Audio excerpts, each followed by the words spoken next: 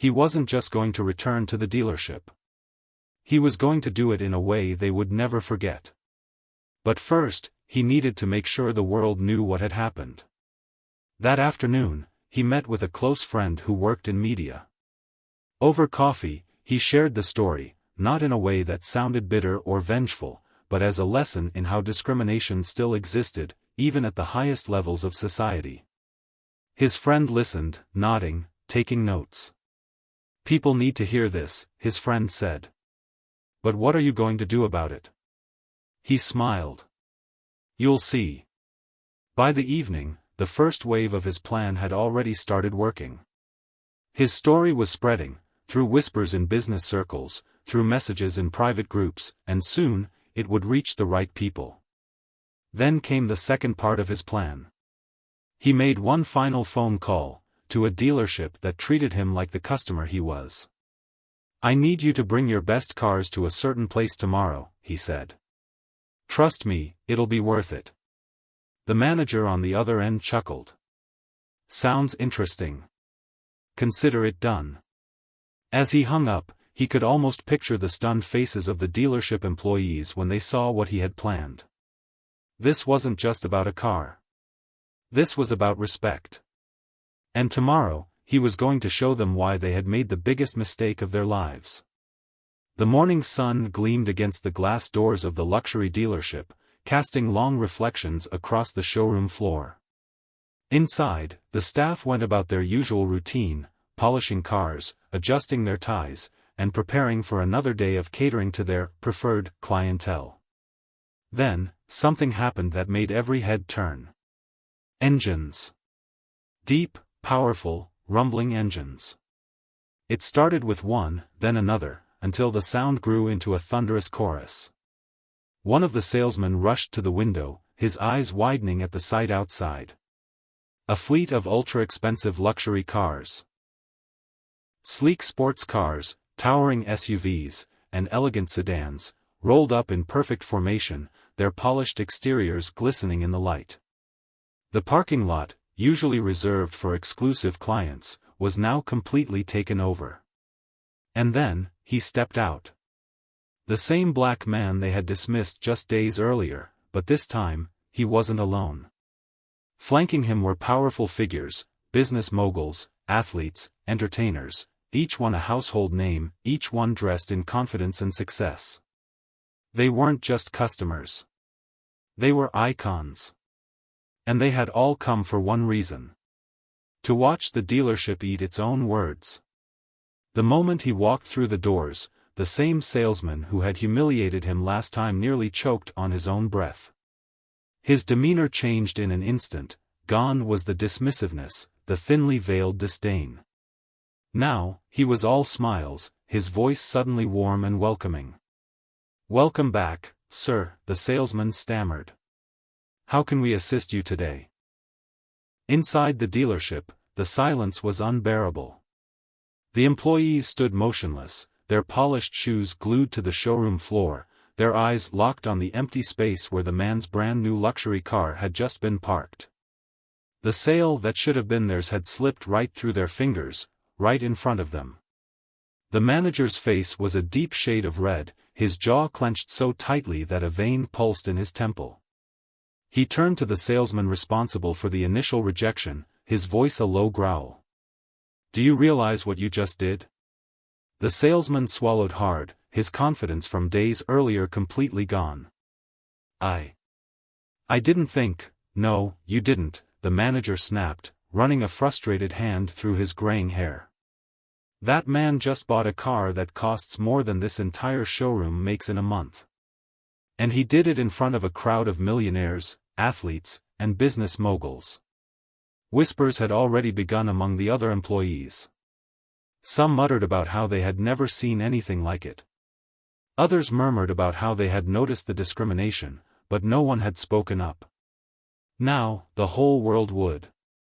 Because while the dealership staff was still reeling from the humiliation, something much bigger was happening. The scene that had unfolded in the showroom wasn't just witnessed by those inside. The convoy of luxury cars, the dramatic moment of rejection, and the triumphant purchase had all been recorded, on phones, in conversations, and in social media posts that were already spreading like wildfire. By the time the manager retreated to his office to cool off, the damage had already begun. Less than an hour after the incident, a single tweet went viral. A black man just walked into, dealership name, to buy a luxury car. They dismissed him. He left, came back with a fleet of wealthy buyers, and bought from a rival dealership instead. Watch how quickly they regret this. Within minutes, the replies flooded in. This is why you never judge a book by its cover. Tell me this is on video. I need to see their faces. If I were him, I'd buy the whole dealership just to fire them. This is poetic justice. And then, the news outlets picked it up. By the end of the day, multiple articles had surfaced online, detailing how the dealership had treated a high-profile customer unfairly. It wasn't just about one sale, it was about the principle, the undeniable proof that discrimination still existed, even in places meant for the wealthy. The dealership's social media pages were soon flooded with negative reviews. Shame on you for treating people differently based on how they look. Guess where I won't be buying my next car? Good luck recovering from this. You messed with the wrong man. Inside the dealership, panic was setting in. The manager paced his office, reading comment after comment, feeling the weight of every single one. First, we've terminated the employee responsible for your mistreatment. His expression didn't change. Firing one person doesn't fix the culture that allowed it to happen in the first place. A flicker of discomfort passed across her face. She knew he was right. That's why we're also implementing mandatory sensitivity training for all employees, she continued. We want to ensure that something like this never happens again. He studied her for a long moment. Training is nice, he said finally. But what about actual change? The CEO exhaled slowly. We're open to suggestions. Now, it was his turn to lean forward. Then here's one, he said. I know I wasn't the first person this happened to. And I won't be the last. So if you really want to make things right, start putting your money where your mouth is. She frowned slightly. What do you mean? He tapped his fingers on the table. You want to prove that your company values all customers? Then start investing in communities that don't get this kind of luxury treatment. Partner with organizations that help underprivileged entrepreneurs. Offer real opportunities to people who wouldn't normally have access to high-end business networks. The CEO was quiet. This wasn't the easy fix she had expected. But she saw the challenge in his eyes. If they really wanted to change, they had to do more than apologize. They had to take action. She took a deep breath, then nodded. I'll take that into serious consideration. He smirked slightly. Good. Then he stood, adjusting his suit jacket. But I won't hold my breath. The CEO stood as well. We would still love the opportunity to earn your business back. He met her gaze. You lost my business the second your employee judged me before even asking my name. He took a step toward the door. This wasn't about a car. It was about respect. And with that, he walked out, leaving them with something far more valuable than a sale. A lesson. One they wouldn't soon forget. By the time he stepped out of the dealership, the world had already shifted. What had started as a single moment of discrimination had turned into a nationwide conversation. The story of how he was rejected, how he came back with power and influence, and how he refused to accept a meaningless apology, it had resonated with millions. And the effects were just beginning to unfold. That evening, he sat in his office, scrolling through the messages pouring in. People from all walks of life, young entrepreneurs, struggling business owners, dreamers who had faced the same kind of doubt and dismissal, were reaching out, sharing their own stories. I've been judged too. But seeing you handle it with class gives me hope. I was always afraid to walk into places like that. Not anymore. Thank you for showing us we don't need their approval. We just need to believe in ourselves. It was bigger than him now. The man smiled, slow and deliberate, as he took in the room. The employees stood frozen, their discomfort visible. They recognized him now, not just as a customer, but as someone they had severely underestimated. "I'm here to buy," he said, his voice even. "But not from you." A hush fell over the dealership. The manager, a heavy-set man in a tailored suit, hurried over, his face full of forced charm. "Sir, I think there's been a misunderstanding. We value all our customers." The man held up a hand, silencing him. "Oh, there was no misunderstanding. I came here ready to buy, and I was told to look at more affordable options." He let the words hang in the air. "So, I found another dealership.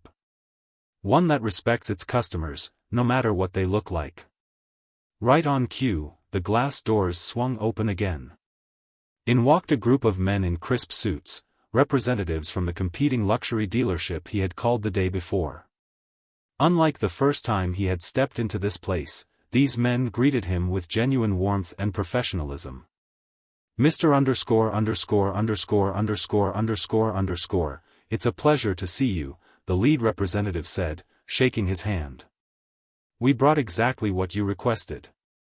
With that, they led him and his high-profile guests outside, right in front of the dealership staff. There, parked in perfect alignment, were some of the rarest, most exclusive vehicles money could buy.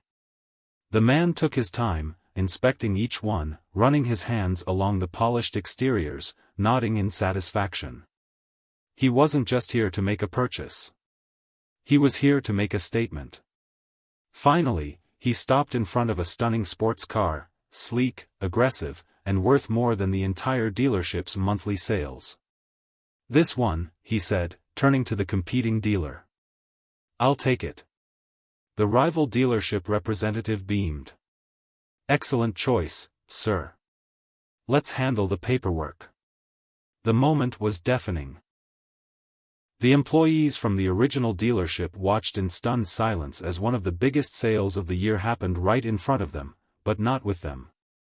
And then, as if to twist the knife just a little deeper, the man turned back to the salesman who had brushed him off days before. "You asked if this was in my budget," he said, pausing just long enough for the words to settle. "It is." Then, without another glance, he stepped into his brand new car, turned the ignition, and drove off, leaving nothing but the sound of regret echoing in the dealership. And the lesson? Never judge a man by his appearance. Because the one you dismiss today might just own the road tomorrow. The moment he stepped inside, the room went silent. The luxury car showroom, a place meant to welcome high-end buyers, suddenly felt colder. Salespeople, who were eagerly chatting with other customers just moments ago, exchanged looks. Their smiles faded. A well-dressed black man had walked in, and something about him made them uncomfortable. He noticed it immediately, the subtle hesitation, the quick side glances, the way their conversations hushed. But he was used to this. It wasn't his first time being judged before he even spoke a word. A tall, suited salesman finally broke the silence, approaching with slow, measured steps. "Can I help you?" His voice carried that tone, polite on the surface but laced with doubt. The man smiled, keeping his composure. "Yeah, I'm looking to buy a car. Something high-end."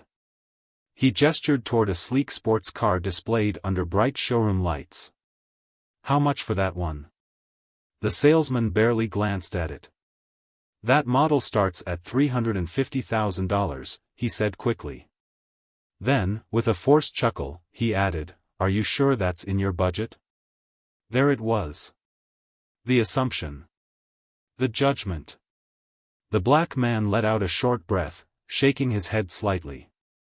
"I wouldn't be here if it wasn't," he replied evenly. The salesman smiled, but it didn't reach his eyes. "We have some more affordable options in the back. Maybe I can show you something in a lower price range." The insult was clear. Before he could respond, another customer, a white man in jeans and a casual t-shirt, walked in. He barely made it through the door before a different salesman rushed over, beaming. "Welcome, sir. Are you looking for something special today? Let me show you our best models." The contrast was undeniable. The black man's jaw tightened. He had been ignored, dismissed, and now insulted, all within the span of a few minutes. But he didn't lash out.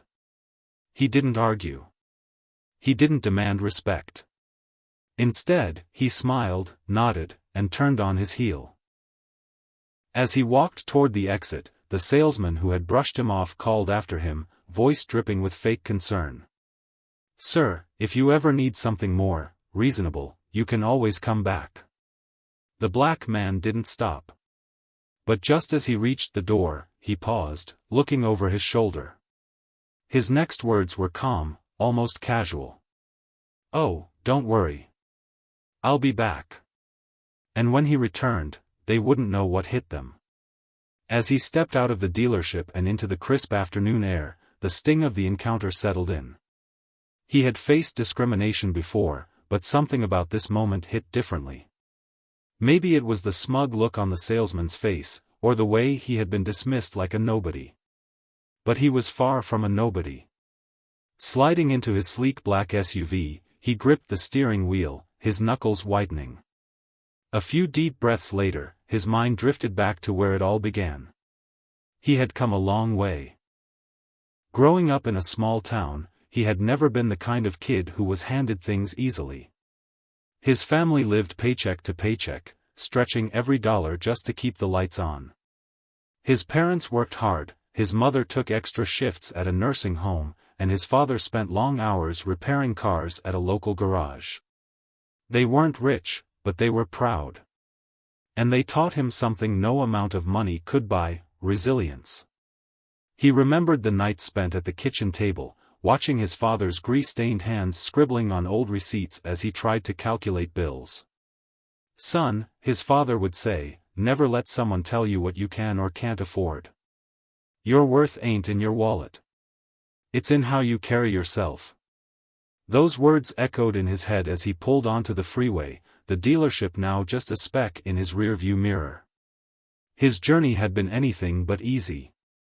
As a young man, he had worked multiple jobs while attending school, mopping floors at a diner, delivering newspapers at dawn, doing whatever it took to make ends meet. Even when doors were slammed in his face, even when opportunities seemed out of reach, he never gave up. And then, he found his way into the world of business. It started small: an idea, a single investment, a risk no one believed would pay off. But he worked tirelessly, pouring every ounce of his energy into building something from nothing. One business led to another, and soon, he was managing companies, sealing deals, and turning losses into profits. Years of hard work had turned him into a self-made millionaire. And yet, despite all his success, there were still people, like the salesman at that dealership, who refused to see him as anything more than a man who didn't belong. That needed to change. As he drove through the city, an idea began to form in his mind. He had spent his life proving himself, breaking barriers, and achieving what others said was impossible. But now, he had an opportunity to do something different. Not to prove himself, he had already done that. But to prove them wrong. A small smile crept onto his face. He knew exactly what he was going to do. This wasn't over. Not by a long shot.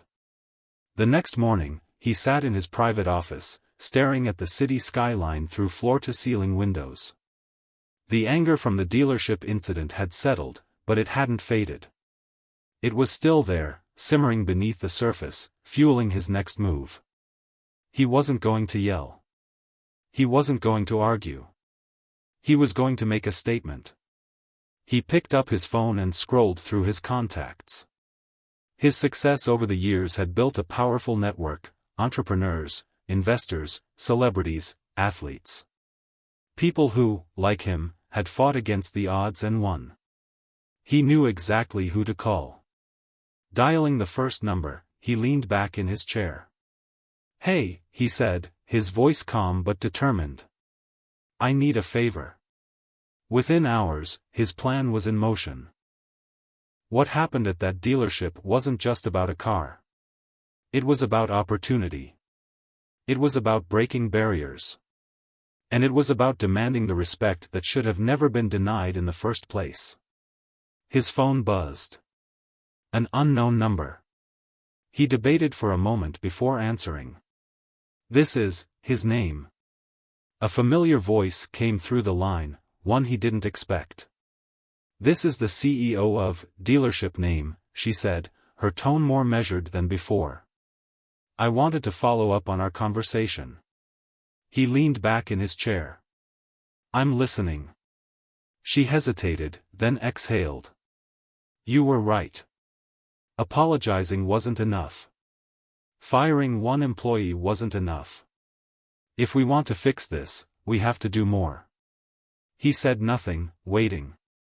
"We've decided to take your suggestion seriously," she continued. "Starting next quarter, we're launching a new initiative. We'll be offering financial education programs and business and networking events for young entrepreneurs from underrepresented backgrounds. We're also setting up a mentorship program, connecting experienced executives with those trying to break into the industry." Now, he was intrigued. "This isn't just a PR move?" he asked, testing her. "No," she admitted. "This is about survival. The backlash hit us harder than we expected. If we don't change, we won't recover. And to be honest, it's about time we did something real." He was silent for a moment, processing her words. Then, finally, he spoke. "Good." For the first time, she sounded almost relieved. "If you're open to it, we'd love to have you involved in the program. No strings attached, just your insight and experience." He considered it. He had no interest in saving their business. But if this program could help others, people like him, who had been overlooked, underestimated, and dismissed, then maybe this whole situation had happened for a reason. "I'll think about it," he said finally. After the call ended, he stared out of his office window, watching the city lights flicker in the night. He hadn't expected this outcome. He hadn't planned on changing the way an entire company operated. But sometimes, the best revenge wasn't just proving people wrong.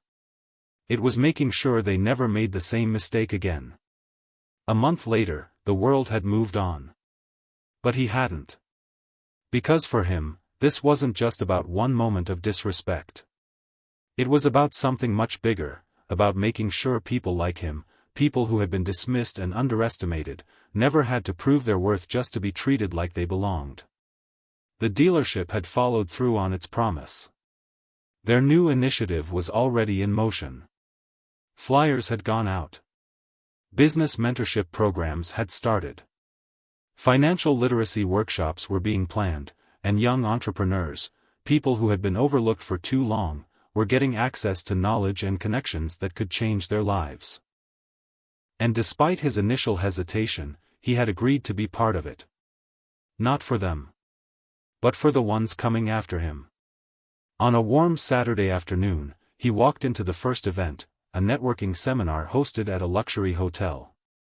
The room was packed with young professionals, eager but cautious, many of them feeling the same sense of imposter syndrome he had felt when he was just starting out. He knew that feeling too well. So, when he stepped onto the stage, he didn't waste time with formalities. "Let me tell you a story," he began, his deep voice cutting through the silence. "Not too long ago, I walked into a luxury dealership, ready to buy my dream car. And before I even said a word, they looked at me and decided I wasn't good enough to be there." A murmur rippled through the audience. Some nodded, already familiar with that experience. He continued, his tone calm but firm. "They didn't know my story. They didn't know the years of struggle, the sacrifices, the late nights, the deals I fought for. They didn't know that I had built my success from the ground up. And they didn't care. Because in their minds, I didn't fit the image of someone who could afford what they were selling. A pause. And that's when I realized something. It didn't matter how much money I had. It didn't matter what I had accomplished. Some people will always see you as less. And the only way to change that is to succeed anyway. The room was completely silent now, every eye locked on him. Success is not about proving them wrong, he said. It's about proving yourself right. That was the lesson. Not revenge. Not anger. Not getting even. Just succeeding, unapologetically. He could see it in their faces. Some of them had been waiting their whole lives to hear this. When he finished, the applause was thunderous. But more than that, he could feel the shift. One by one, the people in that room weren't just inspired. They were ready. Ready to build, to push forward, to demand respect without needing anyone's approval. And that, he realized, was the real victory. Not buying a car. Not humiliating a dealership. But changing the game entirely. As he stepped off the stage, a young man in a suit, one that was slightly too big for him, hurried up to him. His hands were shaking as he held out a notebook. "Sir," the young man said, his voice full of emotion. "I just wanted to say, thank you. I've been afraid to step into places like that my whole life.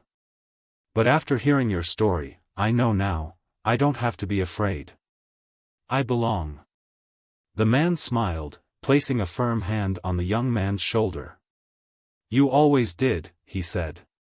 "The world just didn't know it yet." And with that, he walked away, knowing that his greatest comeback wasn't about what he had done for himself.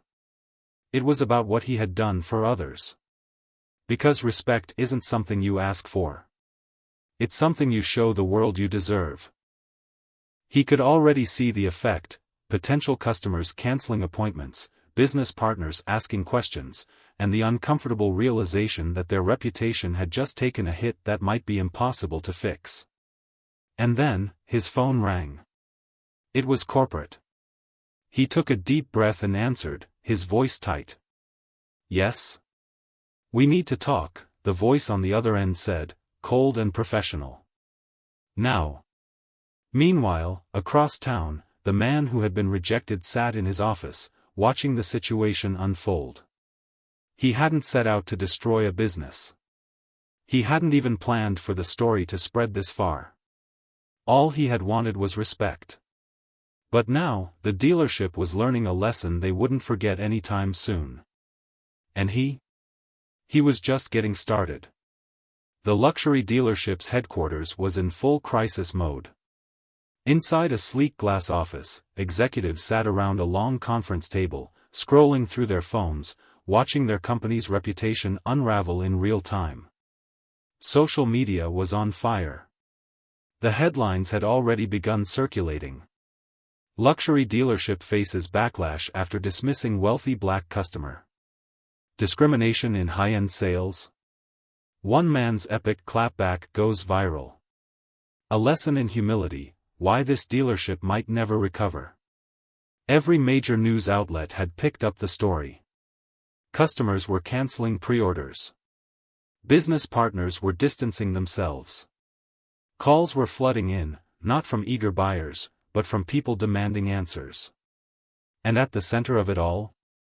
The man they had dismissed just days ago. The dealership CEO, a sharply dressed woman with an icy demeanor, turned to the manager of the branch where it had all gone down. "How did this happen?" she demanded, her tone controlled but lethal. The manager, still rattled from the fallout, cleared his throat. "It was an unfortunate misjudgment. One of our salespeople didn't recognize the, I don't care about excuses," the CEO interrupted. "I care about solutions." She folded her arms. "How do we fix this?" A young marketing executive hesitated before speaking. "We could issue an apology," she suggested. "Something formal. A public statement admitting the mistake." The CEO considered this for a moment before nodding. Fine. Draft it. And make sure it's sincere. An hour later, the dealership's social media pages posted the statement, "We deeply regret the recent incident that took place at one of our locations. At Dealership Name, we pride ourselves on providing exceptional service to all customers, regardless of background. The behavior exhibited does not reflect our company values, and we are taking steps to ensure it never happens again. We sincerely apologize to the individual affected and invite him to visit us for a personal apology." The response was immediate. But it wasn't what they expected. Too little, too late.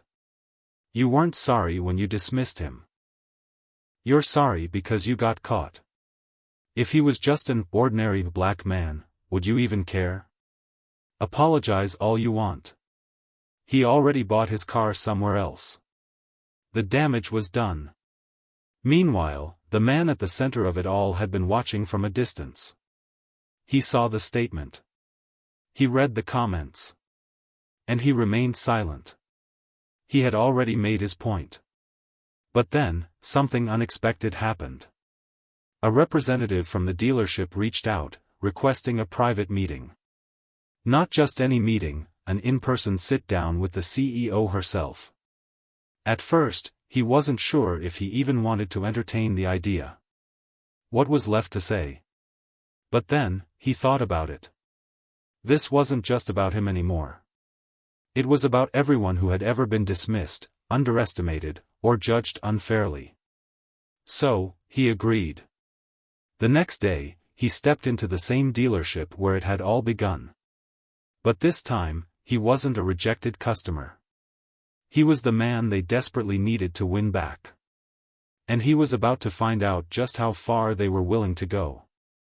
The dealership felt different this time. Gone were the dismissive glances and the hushed whispers. This time, every employee stood at attention, their expressions carefully controlled. The same people who had ignored him before now acted as if he was the most important man in the building. Because, at this moment, he was. The showroom manager greeted him personally, his handshake firm but slightly too eager. "We appreciate you coming back, sir," he said, guiding him through the glass doors toward the private meeting room.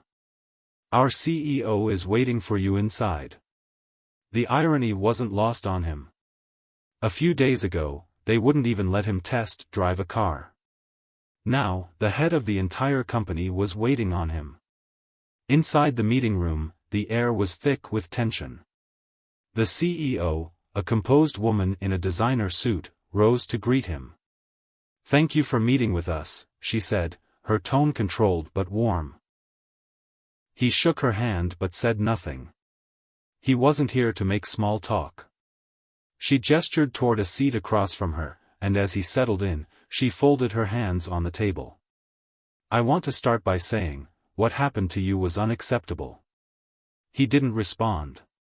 He simply watched her, waiting. She took a breath, choosing her words carefully. "The way you were treated does not reflect the values of our company. We take diversity and inclusion very seriously, and I want to personally apologize for the behavior of our staff." He raised an eyebrow. "You take diversity and inclusion seriously?"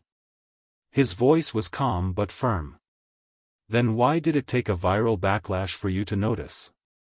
The CEO hesitated, caught off guard by his directness. She wasn't used to being challenged. "We understand the damage that has been done," she admitted. "And we want to make it right." He leaned back slightly. "And how do you plan to do that?" She cleared her throat and slid a folder across the table.